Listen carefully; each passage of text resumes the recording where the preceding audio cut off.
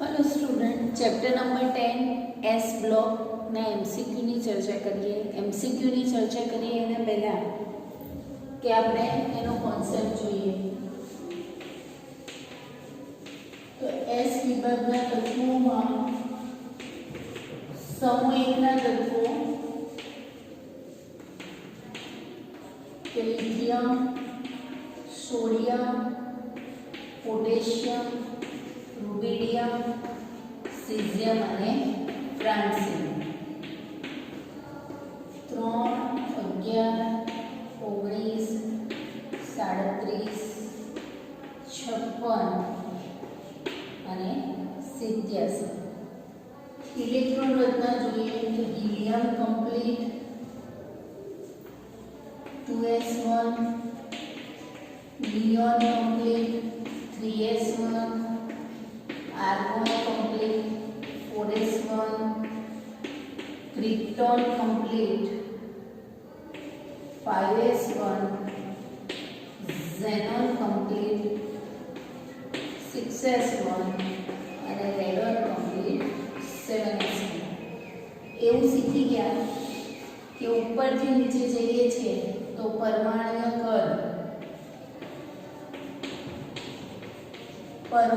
કદ आयनिक त्रिज्या,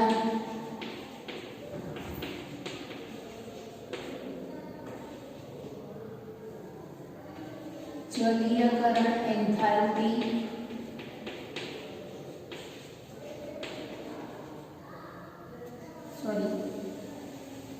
परमाणुय कद અને આયનીય કદ શું થાય છે? વધે છે। એટલે કે પરમાણુય ત્રિજ્યા અને એનું કદ છે એ શું થાય છે? વધે છે। આયનીકરણ એન્થાલ્પી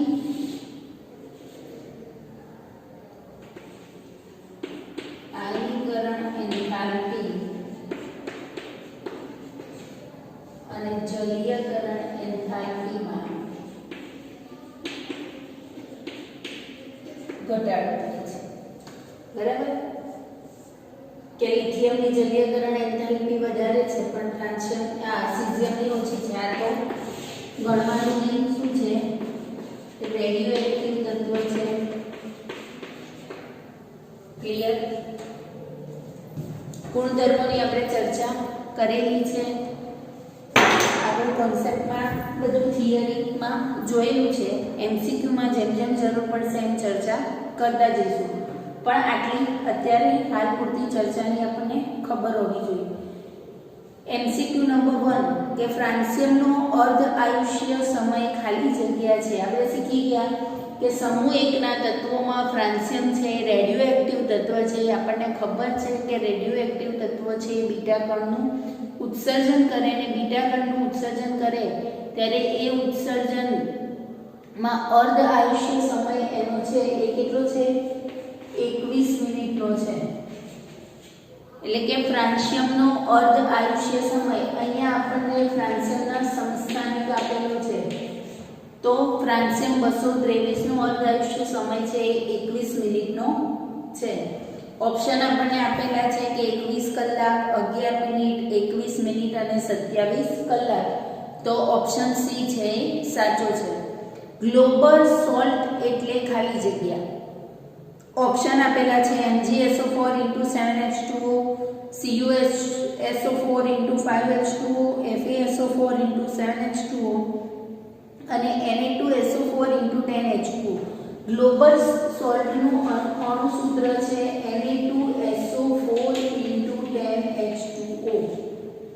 સોડિયમના સલ્ફેટ અને એ હાઇડ્રેટેડ સંયોજન છે એને આપણે ગ્લોબલ સોલ્ટ તરીકે ઓળખીએ છીએ।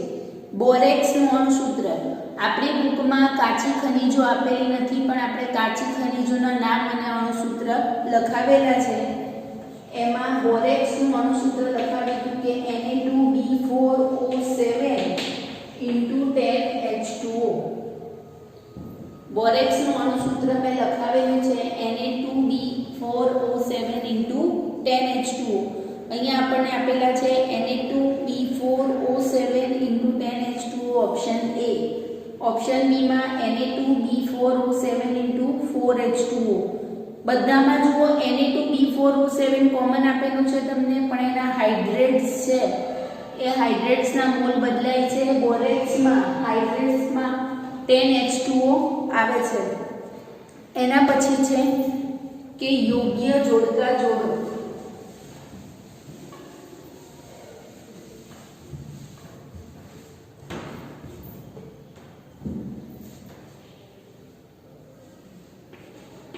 પાર્ટ એ માં લિથિયમ, સોડિયમ, રૂબિડિયમ, સીઝિયમ આપેલું છે. પાર્ટ બી માં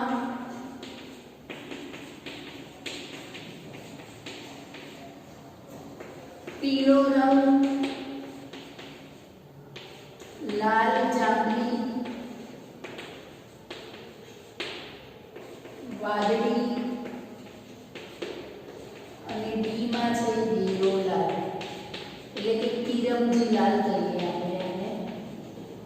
હવે જ્યોત કસોટી વિશે આપણે ચર્ચા કરી દીધેલી છે કે જ્યોત કસોટીમાં શું થાય, ફોટોફોસ્ફરિક અસર જોવા મળે છે. એમાં શું થાય છે કે ઇલેક્ટ્રોન છે એ નીચા શક્તિ સ્તરમાંથી ઊંચા શક્તિ સ્તરમાં જાય અને ઊંચા શક્તિ ફોટોઇલેક્ટ્રિક અસર આપણે જોઈએ છીએ કે ઇલેક્ટ્રોન નીચા શક્તિ સ્તરમાંથી ઊંચા શક્તિ સ્તરમાં જાય છે અને ઊંચા શક્તિ સ્તરમાંથી પાછો ફરે છે ત્યારે દૃશ્યમાન પ્રકાશમાં પર્ટિક્યુલર જ્યોત કસોટી આપે છે કે પ્રકાશનું શું કરે છે, ઉત્સર્જન કરે છે અને જ્યોત કસોટી આપે. આપણે શીખી ગયા હતા કે લિથિયમ છે એ તિરંગી લાલ જ્યોત આપે, સોડિયમ છે પીળા રંગની જ્યોત આપતો હોય છે, રૂબિડિયમ છે એ લાલ જાંબલી રંગ આપે અને સીઝિયમ છે એ વાદળી રંગની જ્યોત આપે છે. તો આપણા ઓપ્શન છે એમાં પહેલામાં ડી, બીજામાં આવશે એ, ત્રીજામાં આવશે ડી અને ચોથામાં સી. આવો ઓપ્શન કયો આપેલો છે? તો ઓપ્શન નંબર બી જુઓ, પહેલામાં ડી, બીજામાં એ, ત્રીજામાં બી અને ચોથામાં સી. એના પછી એમસીક્યુ નંબર 5 છે કે નીચેના પૈકી કઈ ઇલેક્ટ્રોન રચના સૌથી વધુ વિદ્યુતીય ધન તત્વની છે. આપણને ખબર છે કે ઉપરથી નીચે જઈએ છીએ એમ વિદ્યુત ધનપણામાં વધારો થાય છે. તો અહીંયા હિલિયમ 2s1 એટલે કે લિથિયમ છે, તો લિથિયમ પછી હિલિયમ 2s2 એટલે તો બેરિલિયમ આવે, બીજો સમૂહ આવી છે હિલિયમ ઝેનોન 6s1. તો ઉપરથી નીચે જઈએ એમ વિદ્યુત ધનપણામાં વધારો થાય છે. કેમ વધારો થાય? તો આપણને ખબર છે કે અહીંયા જે ઇલેક્ટ્રોન બહારની કક્ષકમાં છે એનું ઇલેક્ટ્રોનનું કેન્દ્ર તરફનું આકર્ષણ બળ કેવું છે? ઓછું છે. ઇલેક્ટ્રોનનું કેન્દ્ર તરફનું આકર્ષણ બળ ઓછું છે, સરળતાથી ઇલેક્ટ્રોન ગુમાવી વિદ્યુત ધન તત્વ બનતું હોય છે. એટલે આપણો ઓપ્શન આવશે ઝેનોન કમ્પ્લીટ 6s1. પછી છઠ્ઠા એમસીક્યુમાં કે નીચેના આયનોને આયનિક વાહકતાના ચડતા ક્રમમાં ગોઠવો.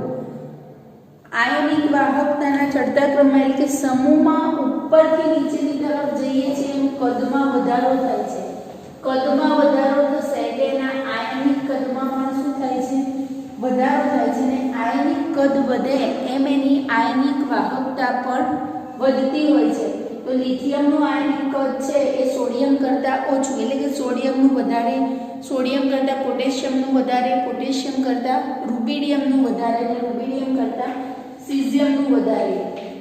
તો લિથિયમ આયન કરતાં સોડિયમ આયનનું કદ વધારે, સોડિયમ આયન કરતાં પોટેશિયમનું વધારે અને પોટેશિયમ આયન કરતાં રૂબિડિયમ કરતાં સીઝિયમનું. જેટલું આયનિક કદ વધારે, આયનિક કદ વધે એમ આયનિક વાહકતામાં પણ શું થાય? વધારો થાય.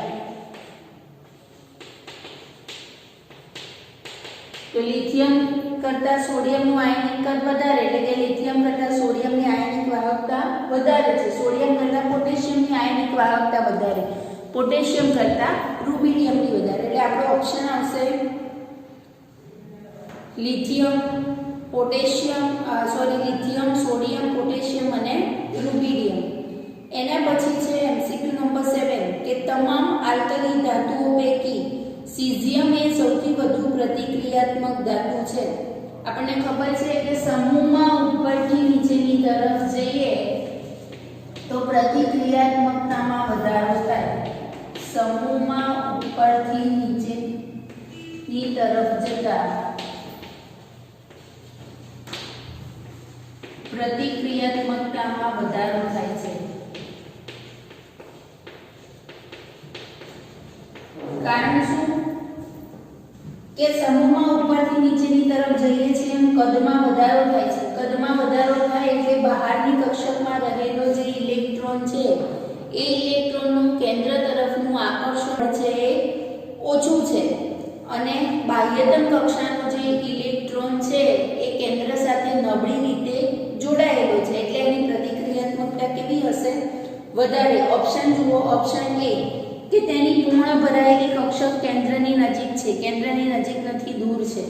તેની સંયોજકતા કક્ષામાં એક ઇલેક્ટ્રોન છે એ તો બધા માટે કોમન છે. તે સૌથી ભારે આલ્કલી ધાતુ છે અને તેની બાહ્યતમ કક્ષાનો ઇલેક્ટ્રોન એ બાકીના આલ્કલી તત્વોની બાહ્યતમ કક્ષાના ઇલેક્ટ્રોન કરતાં નબળી રીતે જોડાયેલો છે. એટલે કે ઇલેક્ટ્રોનનું કેન્દ્ર તરફનું આકર્ષણ બળ ઓછું થાય છે અને એની પ્રતિક્રિયાત્મકતા વધારે હોય છે. તો ઓપ્શન ડી છે એ સાચો આવશે. એના પછી છે કે નીચેના પૈકી કઈ આલ્કલી ધાતુનું ગલનબિંદુ નીચું છે? આપણે શીખ્યા કે સમૂહમાં ઉપરથી નીચેની તરફ જતા ગલનબિંદુમાં ઘટાડો જોવા મળે છે. ગલનબિંદુમાં ઘટાડો જોવા મળે. કેમ? તો કદ વધે છે એટલે એ જે બંધ બનાવશે એ ધાત્વિય બંધ કેવો બનશે? નિર્બળ ધાત્વિય બંધ બને અને નિર્બળ ધાત્વિય બંધ છે એ શું થાય? જલ્દીથી તૂટી જાય, ઓછા તાપમાને ઝડપથી તૂટતો હોય છે. અહીંયા સમૂહમાં ઉપરથી નીચેની તરફ જતા ગલનબિંદુમાં ઘટાડો જોવા મળે છે. તો શું આવશે? પોટેશિયમનું ગલનબિંદુ વધારે હશે. કોની કમ્પેરિઝનમાં? રૂબિડિયમની. અને રૂબિડિયમ કરતાં સીઝિયમનું ગલનબિંદુ છે ઓછું હશે. ઉપરથી નીચે જઈએ છીએ એમ ગલનબિંદુ ઘટે છે એટલે લિથિયમનું વધારે, સોડિયમનું એના કરતાં ઓછું, પોટેશિયમનું એના કરતાં ઓછું, રૂબિડિયમનું એના કરતાં ઓછું અને સૌથી ઓછું ગલનબિંદુ કોનું હશે? સીઝિયમનું. એના પછી છે કે નીચેના પૈકી કોનું ગલનબિંદુ સૌથી ઊંચું છે? તો ઓપ્શન આપણને આપેલા છે NaCl, NaBr, NaF અને NaI. આપણે જ્યારે હેલાઇડ સંયોજનો જોયા હતા ત્યારે આપણે ગલનબિંદુ, ઉત્કલન બિંદુનો ક્રમ આ રીતનો જોયો. ફ્લોરાઇડ, પછી ક્લોરાઇડ, પછી બ્રોમાઇડ અને છેલ્લે આયોડાઇડ. તો ફ્લોરાઇડ એટલે NaF કહેવાય. એનું કેવું હશે? સૌથી વધારે. એના પછી NaCl નું, NaCl પછી NaBr નું અને NaBr પછી NaI. સોડિયમના આયોડાઇડ. એટલે સૌથી ઊંચું ગલનબિંદુ કોનું? સોડિયમના ફ્લોરાઇડનું. એટલે ઓપ્શન આપણો આવશે ઓપ્શન સી. એના પછી છે કે આલ્કલી તત્વોમાં પરમાણુ ભાર વધવાની સાથે ગલનબિંદુ ઘટે છે. એવું આપણે શીખ્યા કે પરમાણુ ભારમાં વધારો થાય તો ગલનબિંદુમાં શું થાય છે? ઘટાડો જોવા મળે છે. એના પછી છે કે આલ્કલી તત્વોમાં લિથિયમથી સીઝિયમ તરફ જતા ખાલી જગ્યામાં વધારો થાય છે. ઓપ્શન આપણને આપેલા છે આયનિક ત્રિજ્યા, ગલનબિંદુ, વિદ્યુત ઋણતા, આયનીકરણ એન્થાલ્પી. હવે ગલનબિંદુમાં તો ઘટાડો જોવા મળે છે પણ આપણને ખબર છે કે આયનિક ત્રિજ્યામાં શું થાય છે? વધારો થાય છે. કદ વધે છે, આયનિક ત્રિજ્યા શું થાય છે? વધે છે. તો ઓપ્શન નંબર એ છે એ આપણો સાચો આવશે. એના પછી છે આલ્કલી તત્વો માટે નીચેના પૈકી કયું વિધાન યોગ્ય છે? તો ધન આયન એ જનક પરમાણુ કરતાં ઓછો સ્થાયી, એ ખોટું છે. ધન આયન એ જનક પરમાણુ કરતા કદમાં નાનો છે. આપણે શીખી ગયા છીએ કે ધન આયન જનક પરમાણુ કરતા કદમાં નાનો. કેમ? તો કેન્દ્રમાં જેટલા પ્રોટોન છે એના કરતા બહારની કક્ષામાં ઇલેક્ટ્રોન કેટલા થાય છે? ધન આયનમાં ઓછા થાય છે. એટલે ઇલેક્ટ્રોનનું કેન્દ્ર તરફનું આકર્ષણ બળ વધે છે અને પરિણામે એનું કદ છે શું થાય છે? ઘટે છે. ચેપ્ટર 3 માં આપણે શીખ્યા. ધન આયન અને જનક પરમાણુના કદ સમાન છે, સરખા કદ હોતા નથી. ધન આયનનું કદ એ જનક પરમાણુના કદ કરતા વધુ છે. તો યોગ્ય વિધાન કયું થશે? ઓપ્શન બી કે ધન આયન એ જનક પરમાણુ કરતા કદમાં નાનો હોય છે. એના પછી છે કે નીચે આપેલા તત્વો માટે પરમાણ્વીય ત્રિજ્યાનો યોગ્ય ક્રમ. તત્વો આપણને આપેલા છે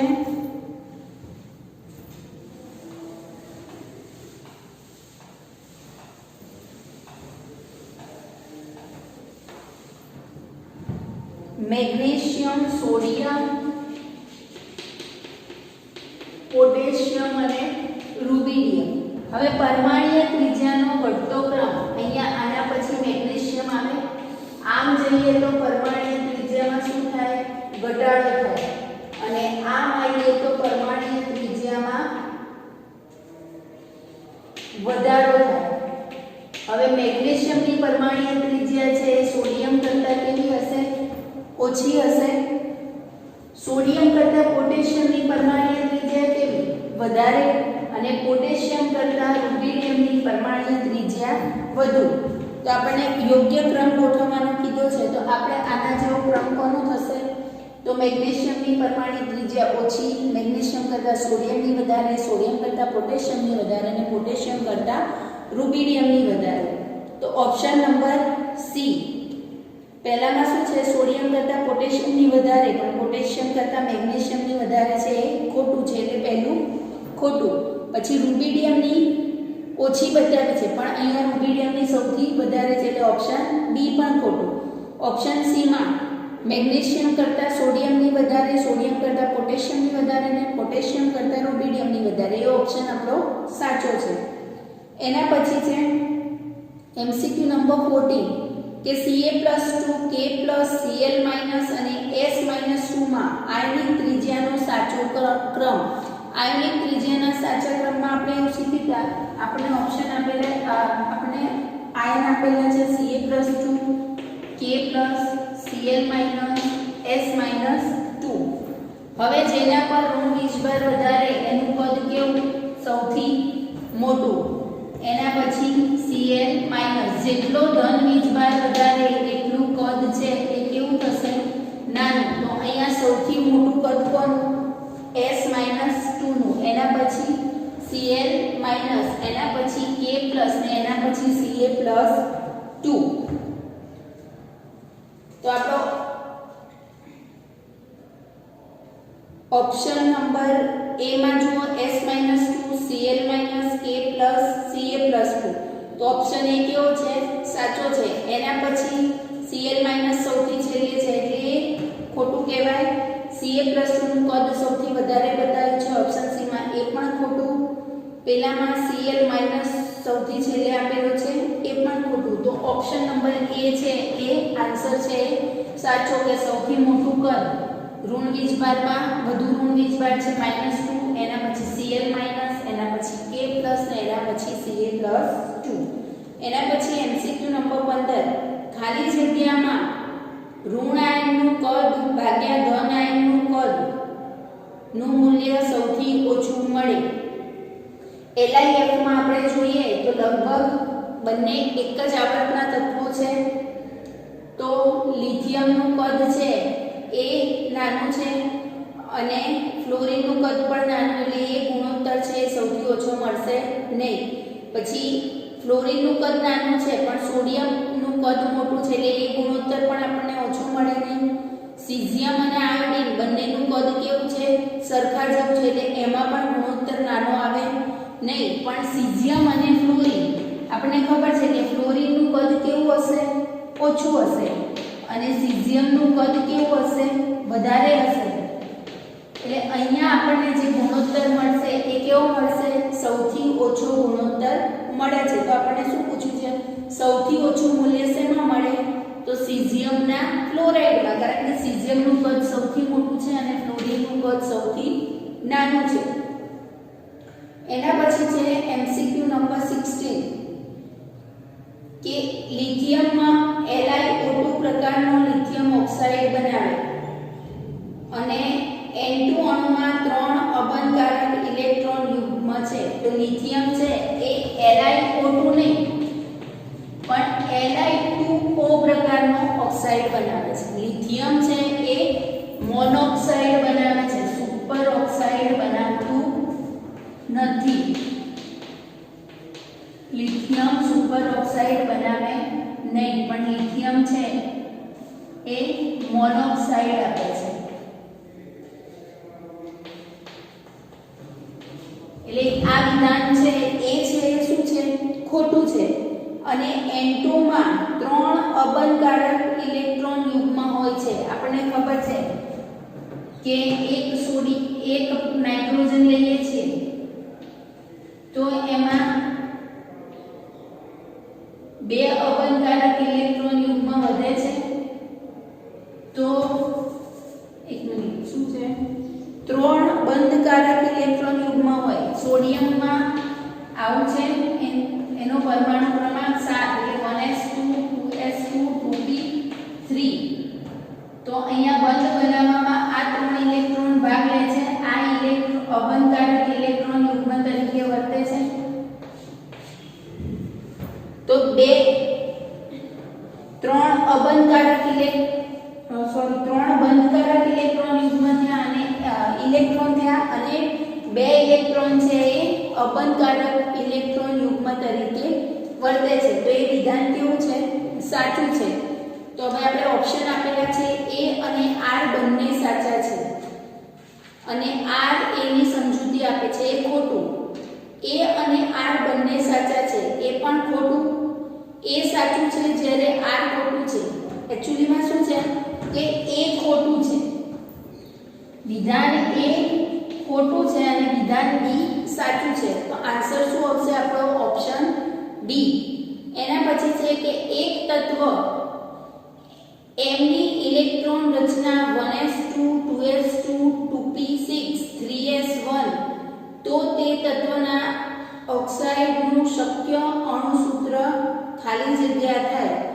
ઇલેક્ટ્રોન રચના આવી છે કે 1s2 2s2 2p6 3s1 એટલે આટલું છે એ નિયોન કમ્પ્લીટ લેવાય અને 3s1 એટલે આ ઇલેક્ટ્રોન રચના કોની છે?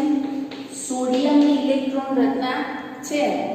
અને સોડિયમ છે એ કયા પ્રકારના ઓક્સાઇડ આપે? તો આપણે શીખી ગયા કે સોડિયમ છે એ પેરોક્સાઇડ પણ આપી શકે અને થોડા ઘણા પ્રમાણમાં સુપર ઓક્સાઇડ પણ આપે છે. તો અહીંયા M2O પ્રકારના ઓક્સાઇડ મળે એવું કહી શકીએ. MO પ્રકારના તો મળતા જ નથી, આ ઓક્સાઇડ મળતા નથી. M2O3 પ્રકારના ઓક્સાઇડ પણ મળતા નથી એટલે આ પણ ખોટું. MO2 પણ નથી મળતા કે Na2O મળે, સોરી NaO2 મળે ના મળે એટલે એ પણ ખોટું છે. તો સોડિયમ છે એ M2O2 કે M2O પ્રકારના ઓક્સાઇડ આપી શકે. તો આપણને ઓપ્શન આપ્યો છે M2O. તો ઓપ્શન બી છે સાચો થશે.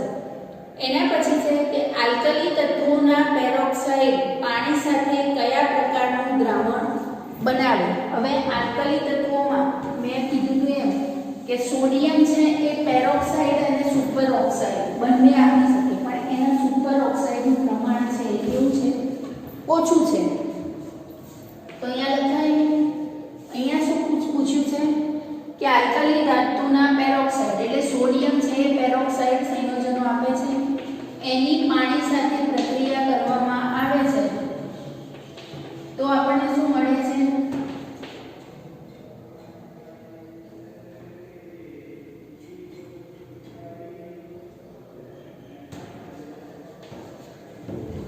બેઝિક સંયોજન મળ્યું એવું કહેવાય.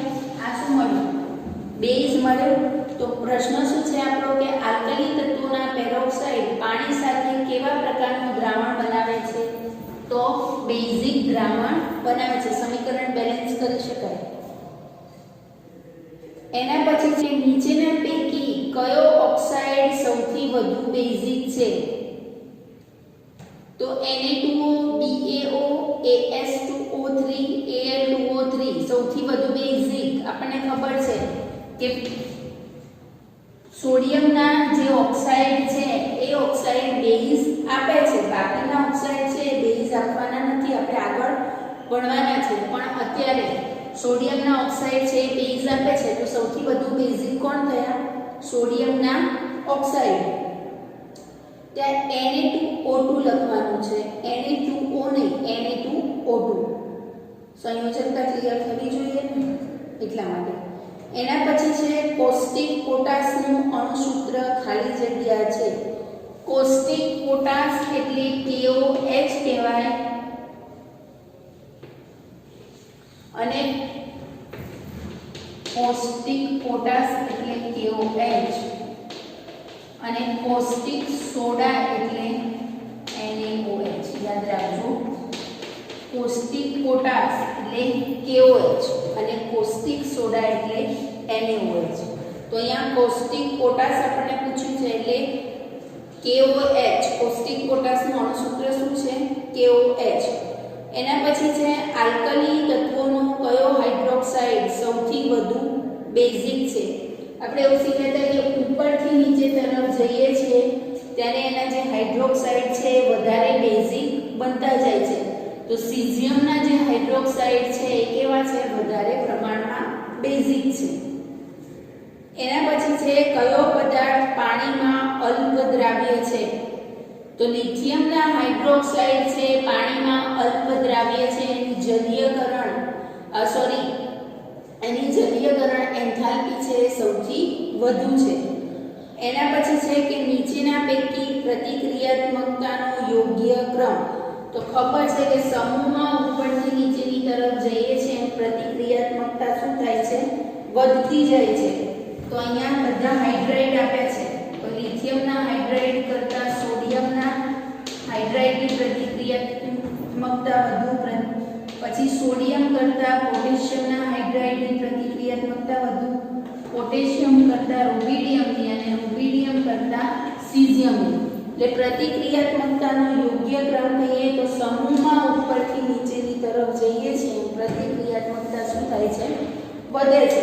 તો સૌથી ઓછી પ્રતિક્રિયાત્મકતા કોની? લિથિયમ હાઇડ્રાઇડની. પછી સોડિયમ હાઇડ્રાઇડ, પછી પોટેશિયમ હાઇડ્રાઇડ, પછી રૂબિડિયમ હાઇડ્રાઇડ ને પછી સીઝિયમના હાઇડ્રાઇડ. ક્લિયર? ઓકે. બાકીના જે MCQ છે એની ચર્ચા આપણે નેક્સ્ટ લેક્ચરમાં કરીશું.